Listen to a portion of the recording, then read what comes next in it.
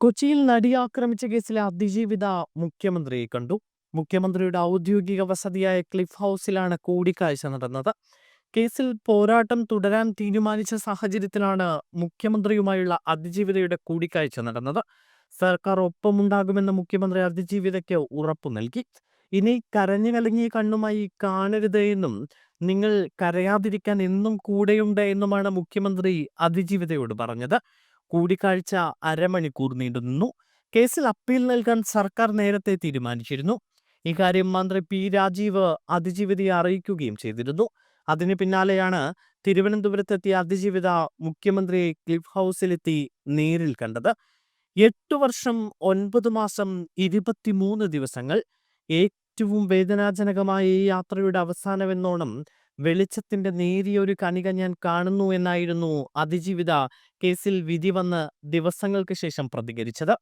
2020 അവസാനം തന്നെ ചില അന്യായമായ നീക്കങ്ങൾ നടക്കുന്നതായി തനിക്ക് ബോധ്യപ്പെട്ടിരുന്നുവെന്നും കുറ്റാരോപിതരിൽ ഒരാളുടെ കാര്യത്തിലേക്ക് അടുക്കുമ്പോൾ മാത്രം കേസ് അതുവരെ കൈകാര്യം ചെയ്തു വന്ന രീതിയിൽ നിന്നും മാറ്റം സംഭവിക്കുന്നു എന്നത് പ്രോസിക്യൂഷനും മനസ്സിലായിരുന്നുവെന്നും അതിജീവിത പറഞ്ഞിരുന്നു. നടിയെ ആക്രമിച്ച കേസിൽ വിചാരണ കോടതി 6 പ്രതികൾക്കാണ് ശിക്ഷ വിധിച്ചത്.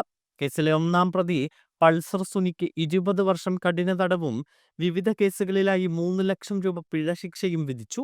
കേസിലെ 2 മുതൽ 6 വരെയുള്ള പ്രതികൾക്കെല്ലാം 1-ാം പ്രതിക്ക് നൽകിയിരിക്കുന്ന 20 കൊല്ലം കഠിന തടവാണ് വിചാരണ കോടതി വിധിച്ചിരിക്കുന്നത്. 8-ാം പ്രതി ദിലീപിനെ വെറുതെ വിടുകയും ചെയ്തിരുന്നു. ഇതിനെതിരെ സമൂഹത്തിന്റെ വിവിധ കോണുകളിൽ നിന്ന് കനത്ത പ്രതിഷേധമാണ് ഇപ്പോൾ ഉയരുന്നത്. അവൾക്കൊപ്പം എന്ന ക്യാമ്പയിനുകൾ കേരളത്തിന്റെ അങ്ങോളം ഇങ്ങോളമുള്ള നഗരങ്ങളിൽ ഇപ്പോൾ നടന്നുകൊണ്ടിരിക്കുകയാണ്. സാമൂഹിക, സാംസ്കാരിക, രാഷ്ട്രീയ രംഗത്തെ പ്രവർത്തകർ അവൾക്കൊപ്പം എന്ന ക്യാമ്പയിനിൽ അണിനിരക്കുകയും ചെയ്യുന്നുണ്ട്. ഇതിനിടയിലാണ് സർക്കാർ ഇപ്പോൾ അപ്പീൽ പോകാനുള്ള തീരുമാനമെടുത്തിരിക്കുന്നത്. മുഖ്യമന്ത്രി അതിജീവിതയ്ക്ക് ഉറപ്പു നൽകിയെന്ന വാർത്തയും പുറത്തു വരികയാണ്. എന്ത് സഹായത്തിനും കൂടെയുണ്ട് സർക്കാർ എന്ന വാഗ്ദാനമാണ് നൽകിയിരിക്കുന്നത്. സർക്കാരിന്റെ ക്രിസ്തുമസ് പരിപാടിയിലെ മുഖ്യ അതിഥിയായാണ് അതിജീവിത എത്തിയത്. എന്തായാലും കേരളക്കര അതിജീവിതയ്ക്കൊപ്പം നിൽക്കുകയാണ്.